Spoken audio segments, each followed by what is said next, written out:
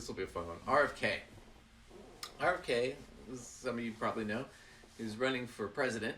He's running as an independent. Tried to run as a Democrat, didn't work. RFK's got a lot of wild views. He's, you know, he says he's not anti-vax, except for he's anti-vax. He doesn't believe in vaccines. And he's got some issues about it. He thinks Wi-Fi causes cancer, so we should get rid of Wi-Fi. He's got some weird ideas. He's just a weird conspiratorial guy. He's yo-yoed back and forth on a lot of different issues, abortion and whatnot. He said the January 6th rioters, he said that was peaceful and none of them were armed, and then he had to walk that back because that wasn't true. Just a weird guy. And so we've said the guy is nuts. There's something wrong with him mentally. I mean, it's almost like he's got worms in his brain. Well, believe it or not, kids, he has worms in his brain. Right here, Robert F. Kennedy Jr. says health issues caused by dead worm in his brain. I am not shitting you on this. This is real. So, third-party U.S. President Kent says 2010 issue caused by a worm that got into my brain and ate a portion of it and then died. So his brain is so toxic, the worm died. I just want to get into this. I just can't believe this. We've been saying it. We were joking, but apparently that was true. So RFK Jr., third-party candidate for president, said a health problem he experienced in 2010 because of a worm that got into my brain and a portion of it then died. The startling words were contained in a divorce case deposition from 2012. 2 years before the deposition, the paper said Kennedy experienced memory loss and mental fogginess so severe that a friend grew concerned he might have a brain tumor. Neurologist who treated Kennedy's uncle in Massachusetts, Ted Kennedy, before he died from brain cancer, told the younger man he had a dark spot in his brain scans and concluded he had a tumor. But Kennedy reportedly said a doctor in New York Presbyterian Hospital posted another explanation of parasite in Kennedy's brain. Speaking this winter, the paper said Kennedy told the Times that at around the same time he learned of the parasite in his brain, he was also found to have mercury poisoning, which can cause neurological problems, probably due to eating a lot of fish.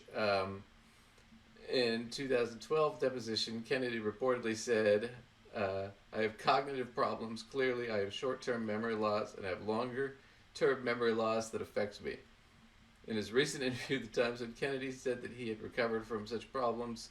The paper also said Kennedy spokesman Stephanie Spear responded to the question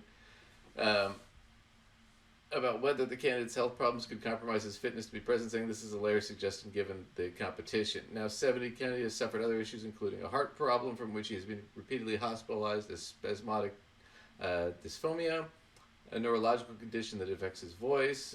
Nonetheless, this scion of famous political clan, his father was the U.S. Attorney General in New York, Senator Kennedy, and his uncle, R.F. Kennedy, 35th president. Okay, so this guy's got a lot of health problems.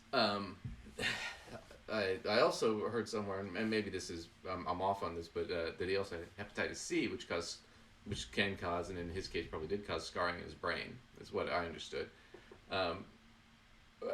I don't know much about it. I'm not a doctor. From what I've read from doctors and stuff, they said this stuff doesn't go away. You can see some improvement, but you're never going to fully recover from any sort of brain damage like that. Once it's there, it's permanent. It doesn't. It's not like it's not like your memories come back or you can reform them. When you have that kind of brain damage, it's pretty permanent. So I feel bad for him. And that explains why his voice is so bad. He has a neurological disorder that affects his voice and how he speaks. But yeah, I feel bad for the guy. But it's kind of funny that he's running and he's kind of a nut job, and he's saying a lot of crazy stuff. And we reported recently that his staff was basically telling all their supporters, he's not running to win. He's running to be a spoiler to make sure that Trump wins. He's trying to steal votes from Biden, and that's the only reason he's running, which is why he's only in a few states right now that he's registered in. So he's not even seriously running. I think he's just trying to fuck with the election. And I think part of it's because he's pissed because he got blocked on, I can't remember what it was, Twitter or something, because he was saying all this anti-vax stuff that was crazy during COVID, and Twitter blocked him, and he blamed President Biden. So He thinks there's a conspiracy with Joe Biden to stop him from having a Twitter account or whatever. So yeah, he's a nutball. But that kind of explains a little bit that that he might have some neurological damage. Now he has a vice presidential person that he's picked already. Her name's Nicole Shanahan. Nobody really knew who she was. She's a wealthy person. She donated a lot of money to him, and she's kind of a libertarian in that job. Anyway, so she's the vice presidential pick for him. She's running with him. Recently, she's interviewed, and they asked her about his stance on abortion, and she didn't know what he was talking about. She thought he had a completely different stance on abortion. So, even just to show you how unserious this campaign is, his vice presidential pick is going on television or going on doing interviews for articles and stuff, and she doesn't even know his positions on the issues. That's how serious this is. So here's another article from NBC News. RFK Jr. appears to surprise his running mate with his position on abortion. Okay, so independent presidential candidate RFK Jr. said in an interview released Wednesday that he would allow women to have abortions at full term if that was their choice. The latest answer he's given on the abortion policy, and one that provoked a surprised reaction from his running mate. Now, in the past, he said, well, I would, restrict it at a few weeks, and it would be illegal after that. He said maybe there shouldn't be any abortion, and then he's yo-yoed back and forth on this issue quite a bit. It depends on who he's talking to and what information they give him. But recently, that's what he said. Full-term abortions, by choice, fine. I don't really care what his opinion is, but fine. So that's his position. Okay, so during an interview with podcaster Sage Steele, the former ESPN host asked Kennedy what the limit should be for women to have an abortion. Should there be a limit, or are you saying that all the way up to full term a woman has the right to have an abortion? Kennedy answered that he doesn't think anyone would want to do that at 8 months of pregnancy. Yeah, no shit. But abortion should be out of the hands of the government and in the hands of women. Okay, fine. Steele continued to push Kennedy, asking if he agrees with the Roe v. Wade standard or with abortion being left up to the states, and Kennedy reiterated the decision should not lie with the states but with the mother, even if it's full term, blah, blah, blah. Okay, so, skip forward. The comments appeared to have come as a surprise to Nicole Shanahan, Kennedy's running mate. So this is the VP that he picked.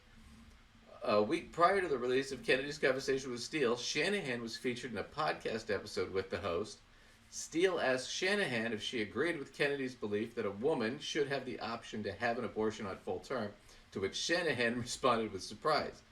She said, my understanding with Bobby's position is that, every abortion is a tragedy, is a loss of life.